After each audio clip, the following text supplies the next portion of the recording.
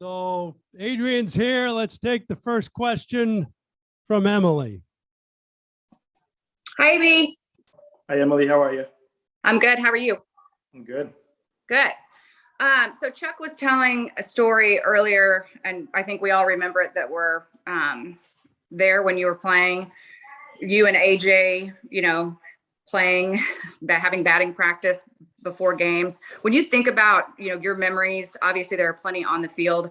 What sticks out to you about those things that we didn't see on the field?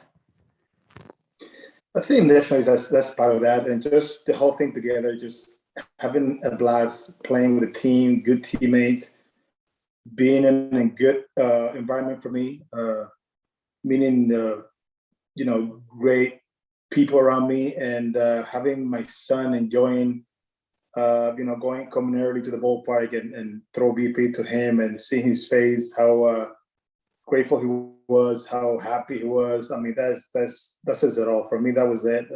I didn't care how if I went over 4 in that game after that, but just to see him enjoy the game and how much love he got for the game, and just his the way he was just walking on the guys and being on the ballpark. For me, that was it. When you came here in 2011, could you have ever envisioned what those 8 seasons would mean to you personally and professionally? Could you ever imagine, I guess, being in this position, not only with the Rangers, but in the game of baseball as a whole? No. Obviously, I came with the Rangers with an idea to, win the World Series because they have a good team. They just, came from the World Series the year before. And in that stage of my career, that was the main goal for me.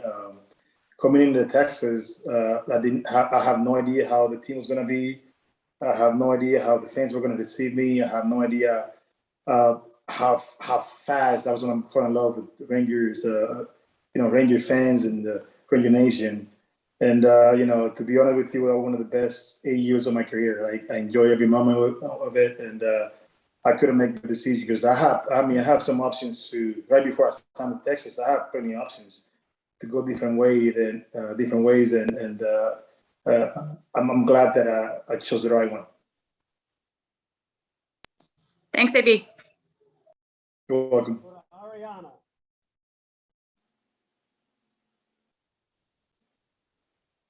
Hello, Ariana? She can't hear you. Ariana, you're muted.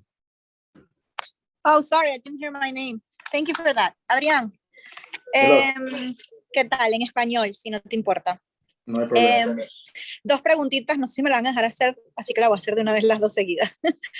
Primero, acabo de oír, ¿no?, que dijiste que hace 8 años hace 8 años cuando llegaste a los Rangers tenías muchas opciones. ¿Qué fue lo que te hizo decidirte entonces por los Rangers y la anécdota más bonita que nos puedas compartir estando con el equipo? Y también hablar de la hermandad tan especial que compartes con Elvis Andrus, que sabemos que una de las razones por la cual este evento se está realizando este sábado es para que él pueda estar presente ese día tan especial para ti.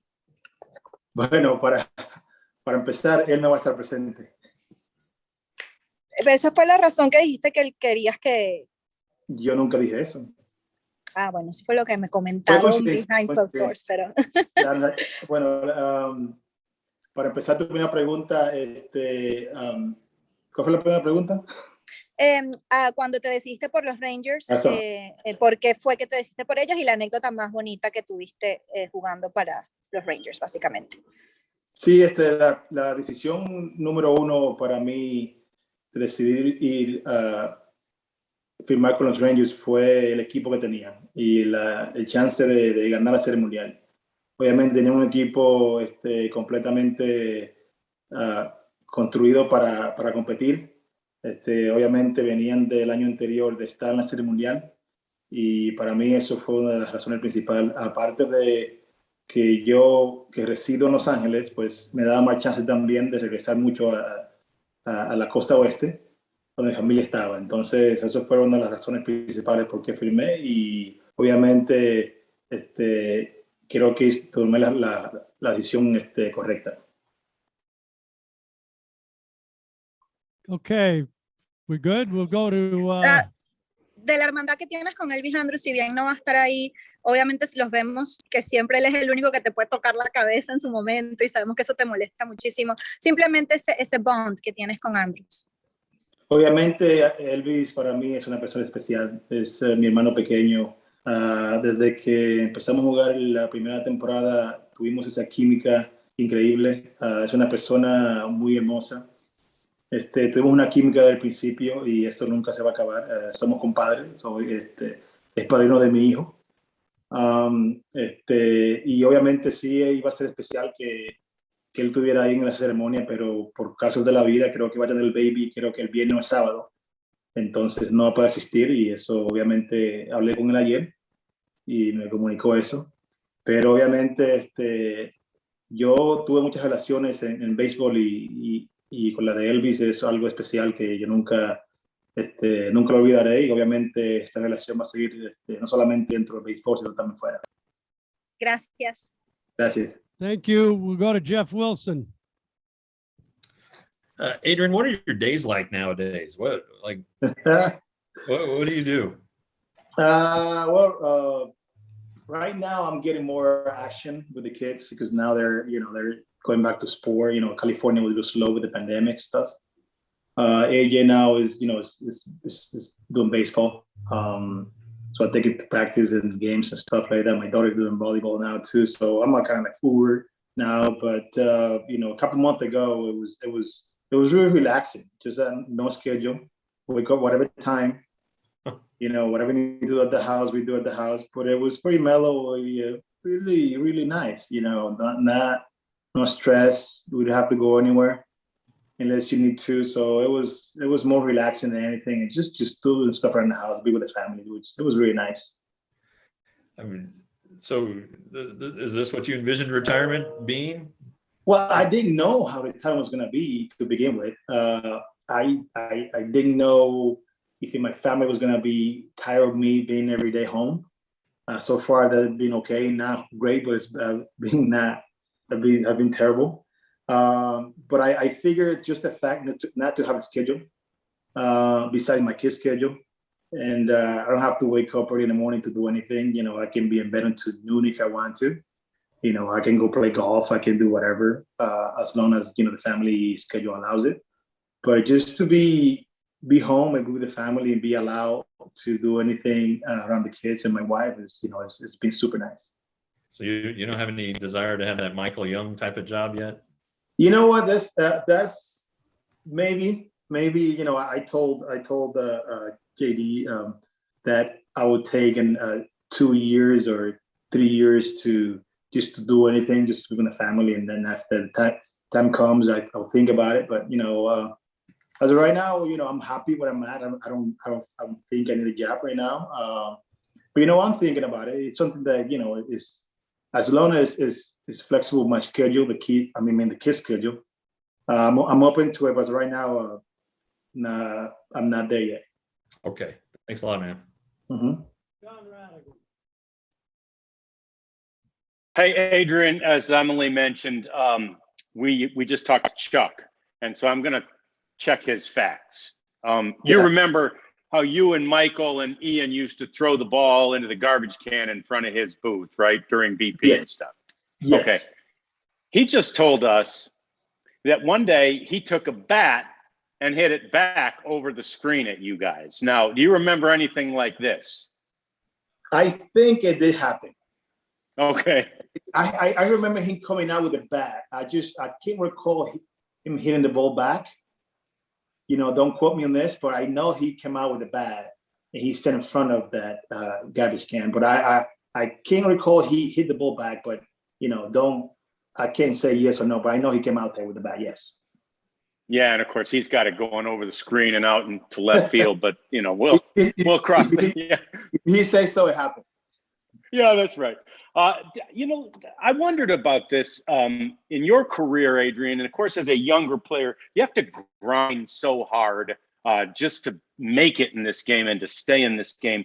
Do you remember if there was a point when you allowed yourself to show all of the fun that you were having all those moments that we saw with, you know, you and Elvis in particular, and all those little whimsical things that you did on the field, you weren't doing earlier in your career for obvious reason. Was there a moment when you said, gosh, I just need to really, you know, do this and enjoy it and smell the roses? Yes, John, I think that, you know, I always had that in me, but I was trying to be respectful of the other players and not show up too much. I was like that when I was playing in Dominican growing up. But once I got to the big leagues, is, you know, at the era that I came up, I mean, you're a rookie for 6 years, pretty much. You know, you were walking an eggshell with the veteran guys. So that part of me never came out. And to be honest with you, too, not only that, but I was struggling a lot, and I was the kind of guy that I was too hard on myself. And for some reason, my first half was always really bad.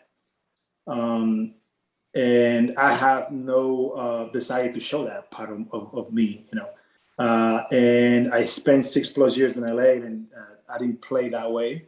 I moved to Seattle for 5 years, and my first year in Seattle for me was the worst year of my career in Seattle. You know, I got over there, new league, new teammates, and you know, big contract. And my mind was just trying to show that I was worth of that contract, which just didn't work out for me that year. And, you know, I had some bad moments in Seattle in the beginning. And I got to the point where, like, you know what? I said, you know what? My family is doing fine. They're healthy. You know, they're financial secure. Like, I need to enjoy the game more. And I think after my second, third year in Seattle, when I started kind of just enjoy the game and kind of let that side of me just come out. And it was a huge difference for me in my career, because that allowed me to just go out there and play the game no matter what. You know, and I think that was a huge turn on my career, and it's no doubt that helped a lot of the rest of the stuff that I did my last 12 years of my career. That's awesome, maybe. Thanks. We'll see you Saturday. All right, thanks, John. Okay, we'll go to Levi Weaver. Adrian, I think Rangers fans, obviously they remember your feats on the field, but kind of to John's point, there were a lot of moments where, you know, whether it be you running into left field to avoid a tag, or you're playing patty cakes on the base, or dragging a batting circle. It's kind of unusual to have a player of your quality also be the source of, for lack of a better word, silliness or joy on a team. Is there a moment or two that you remember now, having retired, where you think back and go, you know, that was a lot of fun? Like moments where that you think back on fondly that were just a lot of fun for you?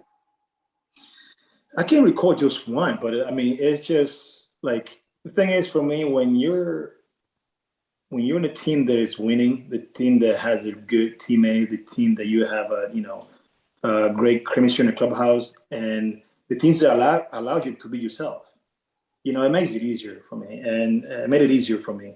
And you know, going back to those moments, like, I enjoy those moments, and not only that, but you know, here in LA, or anywhere I'm at, when people come to me and recognize me, they talk about not what I did, you know, offensively, defensively. They talk about all those clips they seen, you know, LBs running the bases there. You know, I didn't know it was going to be so much impact on other players and other, you know, fans out there. But it says a lot about maybe the way I play the game. You know, I try not to disrespect anybody, but I was trying to enjoy the game. But those moments I didn't plan those moments. I didn't plan doing other stuff. I was trying to be myself, enjoy the game. You know, I was trying not to do that when losing by 15 runs, or, you know, or we having a bad, you know, we having a stretch of a streak that we losing a lot of games. You know, I was careful of that, trying to think, or try to make sure that I don't do nothing stupid like that or too silly when the team's not doing good. So, but for the most part, you know, my 8 years of my career in Texas, you know, for the most part, we were winning and we had a good team. So, you know, that was easier for me just to be myself and allow the young kid in me just to play the game, which not crossing the line, which is not respect anybody. Do you think, you know, there's been this big push in the last few years of let the kids play, and you see guys sort of celebrating more or being more emotive. Do you think that do you think that it required somebody of your stature, you know, future Hall of Famer, to be sort of a somebody who allowed that to be an okay thing to do? I don't know. That's, for me, that's a gray area.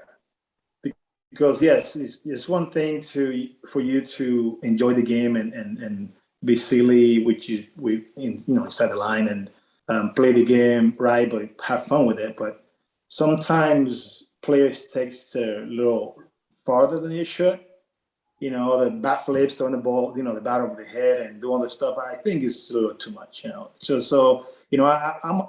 all good for enjoy the game and when the kids play, but it have to be a line where you don't have to disrespect the pitcher or the opponent you play against it. So it's all good until you go a little too far, and then some players or manager or other team gets mad, and then it becomes that throwing at people and stuff like that. All right. Thanks, man. Welcome. Okay, we'll take these last 5 so we can let Adrian go, but we'll go to Evan Grant. Yeah, because I have a busy day, Evan. Yes, I'm aware. I was glad to hear that you're so active, because I figured in retirement it was full of naps and cheese trays is what you were doing. Oh yeah, cheese tray, yes, and wine, but not nap. I don't take nap. Okay. I'm curious. I know that you take all this stuff and all these honors, you take it with grace, but I'm curious what this means to like AJ and your daughters and the family to be able to be thanked by the Ranger fans one last time. I think it means a lot to them, especially AJ. AJ is a baseball nut. He's everything he does is baseball. All day is baseball. And most of the stuff that I know of my career, I know it from him. He's the one who come and tell me stuff. So and so said this, so and so, but that I don't know. You know that you did this, and you did that. I have no idea. I think that when AJ sees stuff like that, I can't see in his face that he's proud, which is make me, emotional. And I always try to be humble with him and kind of teaching how to be hungry for what you want, but stay humble. Just the fact that the family is so excited to go over there and have this event, which is I'm so grateful for this to happen. I'm a little nervous about the speech. I don't like to speak. That John knows I don't like. The only thing that I don't like about this thing is just get up there and speak. But I think the whole family's excited about it. I'm excited about it, and what an honor to be elected. To be inducted into the Rangers Hall of Fame for me is a dream come true. I never expected that from the Rangers or anybody, and I think the family is going to have a blast. And I know that for a fact that AJ is going to be number 1 over there enjoying this moment. Hey, will it set a record for the shortest speech in Hall of Fame history? I think Vladimir had it last year, 2 years ago. I think, but I think I'm not gonna go. I mean, with me, it's like I like to speak from the heart, in speeches, and I don't like to write anything down. But I don't want to go 25 minutes like Josh. I think that it was like a little long. I think it's good that John gave me a limit. I think it was like 30 minutes, so it's fine. I'm just gonna get up there and say whatever comes from my heart and just rip it out there. Thank you, Adrian. Congratulations, man. Thank you. Chris Halleck. Adrian, this obviously is not an accident that Elvis Andrus is going to be in town for your Hall of Fame induction. Can you just go into your relationship with Elvis, not only while you guys were teammates, but how it's evolved since you retired after 2018? Can I add something to that? Now that Evan Grant just finished, I think somebody told me that Evan Grant said, I don't follow anybody, or I don't really. Everyone said that I picked that day because Elvis was there. Is that true, Evan? I may have actually said that, yes. Who told you that? I cannot divulge my sources, Adrian. Because if nobody would ask me, I would say it's not true. I'm glad it happened that way. But the main reason why I chose that day, I got 3 days to pick from that John sent me.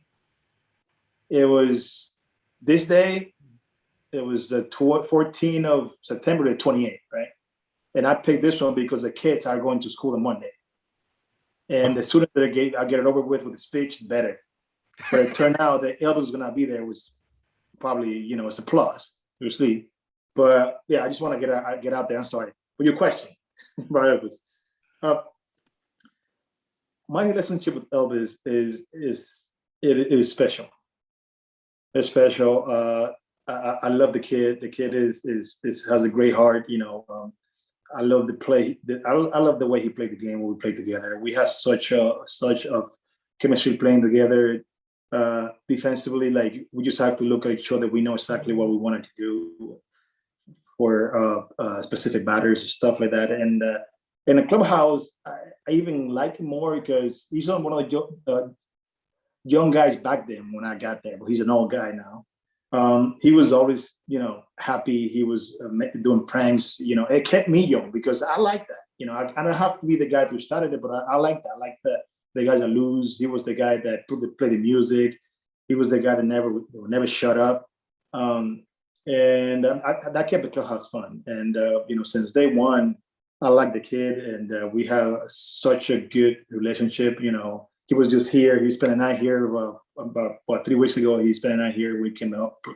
He played Anaheim, that relationship never going to change. I think we are compadres, even outside the baseball. So that chemistry, that friendship is never going to change. I think that I love the kid, and I wish him the best.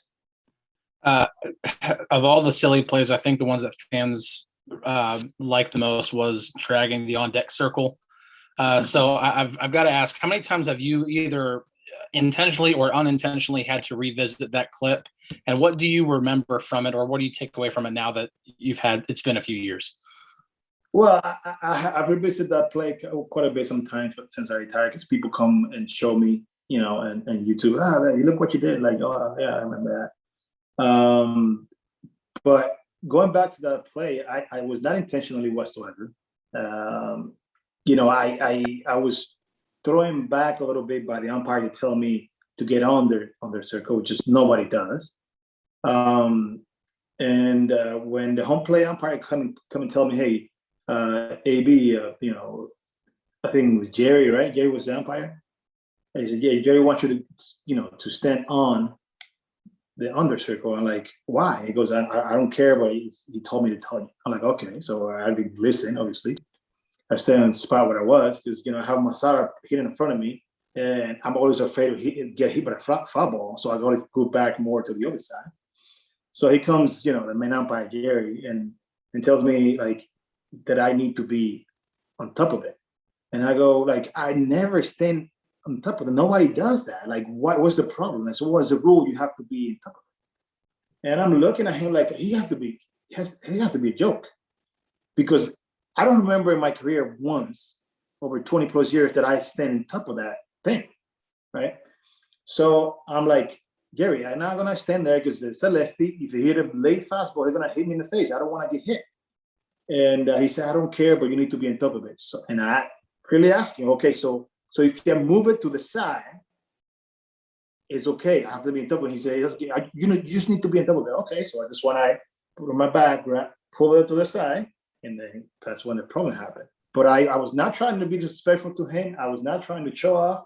I was not trying to be difficult. All I wanted is to be safe and, follow the rules and move it with a spot that I was comfortable not being hit in the face. So, and that's what happened. But, it was all good. I mean, MLB called me and apologized for what happened.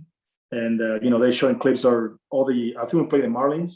All the other team were standing right next to it, not on top of it. And, he didn't mention anything to anybody, but I guess he picked me for it. It was fine. It was fun. All right. Thanks, Adrian. You're welcome. We'll take these last two. Jared. Hey, Adrian, there are a lot of great players who, they play for multiple teams. They don't necessarily have an identity with one team. And you're now going to be in the Rangers Hall of Fame and your jersey's retired. And obviously I know you had a lot of great memories with the Dodgers and the Red Sox and the Mariners, but to be tied to this organization, what does that mean to you? It means a lot. It means a lot because, the way that this organization treat me, the way the fans treat me, the way what we accomplished, we win the World Series all the way, but we were close, as close as you could be to win one.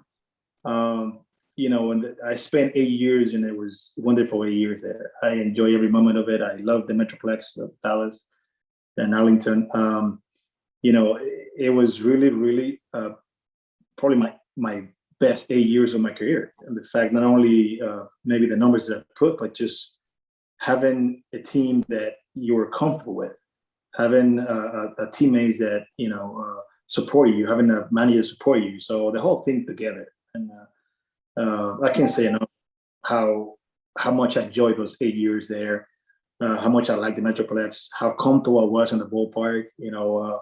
How supportive the GM and everybody else was of me, allow me to be myself, allow me to help them, kind of guiding those kids in the clubhouse. So the whole thing together, it was just amazing.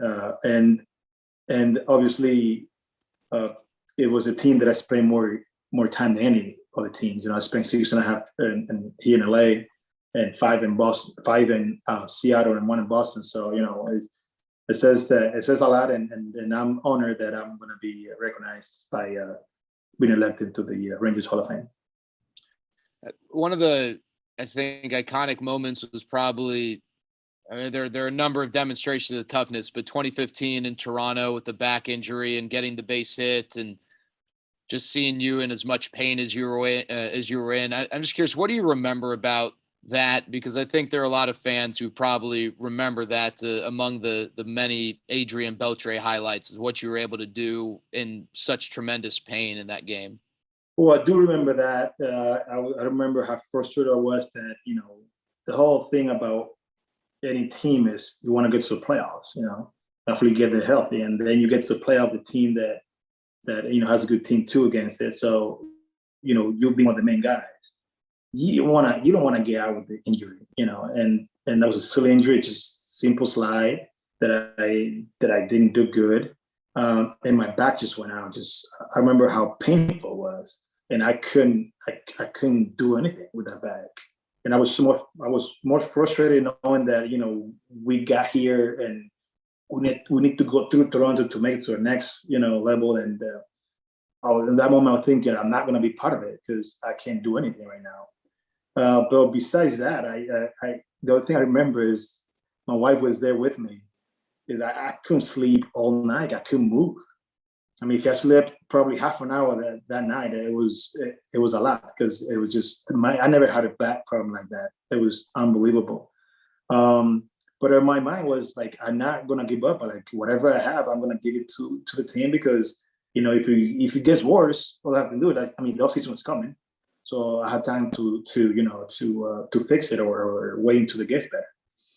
And I know that in that game, I think I have my second. I think it was facing Price, Eddie Price, and I knew that I only had one swing. Like, I have to just narrow down and look for what pitch I can handle, and try to put a good swing. Hopefully, my back will let me at least get in my bat through. And I made contact, man, and I can't forget that pain when I felt after that contact. It was like somebody shot me in the back again. And I was just hoping that, the right field and throw the ball to first, because it was going to be out halfway. But after that, I couldn't move, man. I couldn't move. But, I was disappointed that I wasn't able to contribute the way I should at that moment. But, it was nothing I can do. Awesome. Thanks, Adrian. Congratulations. Thank you. Let's be the last one, Stephen. Hey, Adrian, you talked about Elvis already, so I'm going to talk to you about being a baseball dad in another way. Obviously, we got to see AJ grow up in the clubhouse. We got to see him on the field with you. What's it been like being a baseball dad and being such a part of his development now? I guess he's almost 15 years old and he's getting old on you, but what's it been like, and how involved are you in all that? I'm really involved. It's been nice. It's been good. But for me, obviously, I always pitch to him, but I always wanted him to get his own identity. Because he learns a lot. He watched a lot. He watched a lot of my games with all the players. And until maybe 2 years ago, the first time I actually kind of tweak his swing and kind of give him more information. But as a new, home dad, coaching your kid, I need to hold back a little bit how much information I should give him. You know, it's so much that I want to give him, but I have to figure out how and when to give it to him. Because he's the kid that works really hard, really committed, but he wants to do things right away, which is not going to work. Like nobody, even MLB players have been playing for a long time. You know, when you get in a slump or you got some kind of bad mechanic, you don't fix it overnight. No, he's the type of kid, he wants to fix it overnight, and he gets frustrated when he don't fix it right away. So I'm learning how to being a coach to giving information to fix stuff that he need to fix, and being at that supportive of, you know, not being too hard on him, because he's hard enough on himself. So, you know, I'm working, I'm learning how to getting to that point where, you know, he needs to understand, like, it's not just baseball, you know, it's something else. And, you know, I'm working on that, but, you know, I can't be too hard on him, because I seen flashes of me on him, how hard myself I was. And, you know, and I see part of it I don't like is, you know, I know how hard it was for me, but he's a good kid. He works hard, and now he's getting better, and hopefully, you know, he can figure it out. Yeah, he is a good kid. He was a great kid when he was in the clubhouse with you. The last thing I'm going to ask you, and I've always wondered about this, before that 2018 last game of the 2018 season, before you had told us that you were going to retire and before you had said what you were going to do, I remember watching you and him out on the field. I'm assuming you probably knew that was the last time y'all were going to do that in that situation. Can you kind of recall that? And was that going through your mind, or did you even just have those thoughts that day? Yeah, I remember that. You know, I by then I knew it was only about, not only, but I said about 4 or 5 times where I was, you know, pitching to him and playing catch with him and thinking, you know, this could be my last time playing, or, you know, pitching to him or catching with him at the ballpark, and this ballpark, Rangers Stadium. And yeah, but for me, it was like, I was thinking that, but I wasn't sure, because I wasn't 100% sure that I was going to retire. Like in my mind, I was thinking I was done, but I didn't tell nobody. I didn't tell you guys, especially you guys. I didn't tell my wife. I didn't tell anybody, because I have conversations with other teammates that you know, that have been retired before me, and I ask, like, how you feel when you say I'm gone, you know? And they used to tell me, like, you're gonna miss it. You're gonna miss it. You're gonna feel the urge to come back and play. And I knew I can come back and play, but I just thought that was it. But I waited until the last second, because if that happened to me, would I feel the urge that I know I want to come back and play? I couldn't, because I didn't tell anybody that I was retiring. So that's why I kept that information until the end of it, not even to my wife, which is hard to do, until November, whatever it was, 20 or something. Then I said, you know what, this is it. I'm not going to play anymore, and I should be okay with it. And I was afraid, even though when I said it, I was afraid, not because I would have doubts about the time, just about how I was going to feel after I was gone. But lucky enough, you know, once I said that was it, I didn't feel any urge to come back. I just feel happy with my decision. My family was happy. And until today, I haven't received or haven't get any doubts about my decision. So I'm truly, truly happy that I called it quits when I did. All right, man. I appreciate it. Hey, good to see you, and I'm glad things are going great for you, buddy. Yeah, thank you, guys.